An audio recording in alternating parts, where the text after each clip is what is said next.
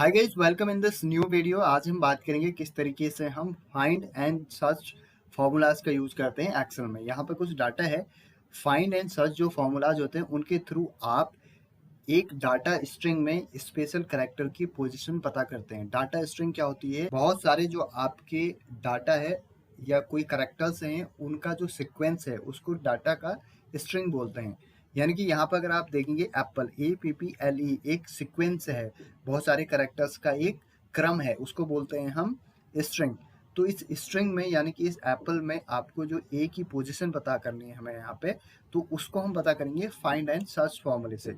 Find and search formula दोनों का use same होता है, लेकिन फाइंड जो होता है वो केस सेंसिटिव होता है, सर्च जो होता है वो केस सेंसिटिव नहीं होता है। तो हम दोनों का यूज करके यहाँ पे देखिए मुझे क्या करना है, मुझे लेटर ए को फाइंड करना है इन सारे के सारे फ्रूट्स नेम में। तो मैं यहाँ पे लगाऊंगा equals to find, bracket open. उसके बाद आप देखेंगे मुझे क्या करना है, फाइंड टेक्स्ट। फाइंड टेक्स्ट क्या करना है, ए करना है कॉमा विद इन टैक्स। कौन से टैक्स में? विद इन टैक्स का मतलब इस वाले टैक्स में। और उसके बाद मैं क्या करूंगा, ब्रैकेट क्लोज करूंगा एंड एंटर करूंगा। तो ये क्या बोल रहा है, फर्स्ट बोल रहा है। ये बोल रहा है कि जो ए की जो पोजीशन है वो फर्स्ट नंबर पे है इस पूरे के पूरे एप्पल में। अब इसको अगर हम ड्रैग डाउन करें तो आपको दिखाई देगा कि यहाँ पे जो ए की पोजीशन है वो कहाँ कहाँ पे है। जहाँ पे नहीं है वहाँ पे सिर्फ वैल्यू लिखा हुआ आ रहा है।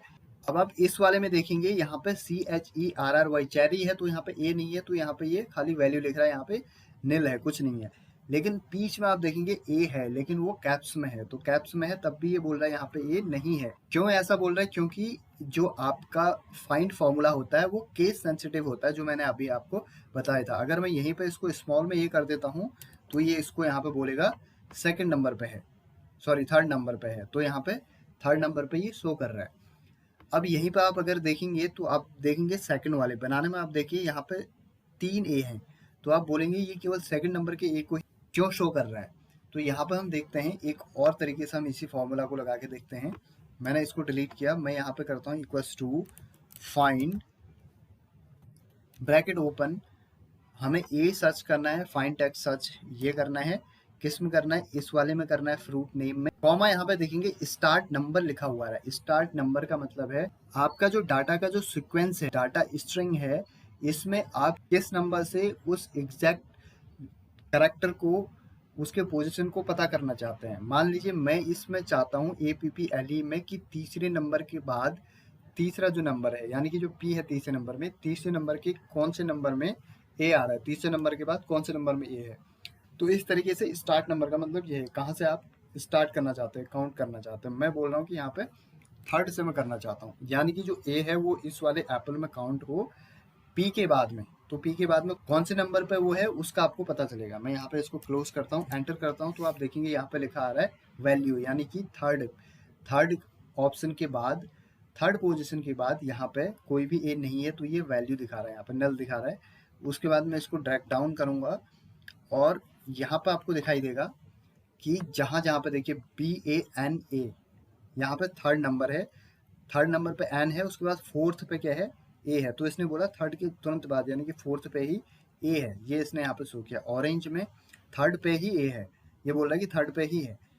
ग्रैप में भी थर्ड पे है और पीच में भी थर्ड पे है। तो इस तरीके से आप क्या कर सकते हैं, स्टार्ट नंबर का यूज करके भी करेक्टर्स की पोजीशन पता कर सकते हैं। अब हम बात करेंगे सर्च फॉर्मूले का। यहाँ पे मैं उस करेक्टर्स चेंज कर देता हूँ, यहाँ पे कैप्स में ये लिख देता हूँ और यहाँ पे बीच में भी ये वाले ए को कैप्स में कर देता हूँ। अभी आपने देखा था जैसे ही हमने फाइंड फॉर्मूला लगाया था तो वो इस वाली वैल्यू को नल दिखा रहा था, यानी कि यहाँ पे वो काउंट नहीं कर पा रहा था ए को, क्योंकि ये कैप्स में था।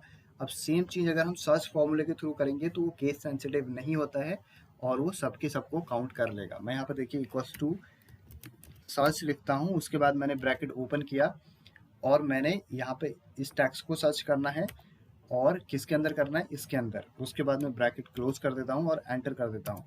तो ये फर्स्ट नंबर पे है बोल रहा है। उसके बाद मैं ड्रैग डाउन करूँगा तो ये यहाँ पे आपको दिखा देगा जहाँ जहाँ पे ए अवेलेबल है। अब चारी में नहीं है तो यहाँ पे वैल्यू लिखा आ रहा है, लेकिन यहाँ पे बीच में वो कैप्स में है, ए कैप्स में है, तब भी इसने काउंट किया। तो सर्च के थ्रू आप केस सेंसिटिव वाली प्रॉब्लम को हटा सकते हैं, जो कि फाइंड में आपका केस सेंसिटिव होता है। सेम इसी तरीके से हमारे पास में सेकंड एग्जांपल है। यहाँ पे मान लीजिए मुझे टी की पोजीशन पता करनी है, मैं क्या करूँगा, equals to find bracket open, T मुझे पता करना है, किस में करना है, इस वाले में। अब मैं यहाँ पे एक कंडीशन और लगा देता हूँ, स्टार्ट नंबर कहाँ से मैं बोलता हूँ कि 7वें नंबर के बाद, यानी कि जो 7th नंबर है उसके बाद टी का कौन सा नंबर है इस डाटा स्ट्रिंग में, इस डाटा सीक्वेंस में, यानी कि जो यहाँ पे लिखा हुआ है इसमें। मैंने इसको एंटर किया तो ये बोल रहा है 9th नंबर पे है। कैसे आप काउंट करेंगे, 1 2 3 4 5 6 7, ऐसे 7 पे, 8 पे ये है, 9 पे टी है। तो ये बोल रहा है कि 7 नंबर के बाद जब आप काउंट कर रहे हैं तो ठीक 9 पे टी है।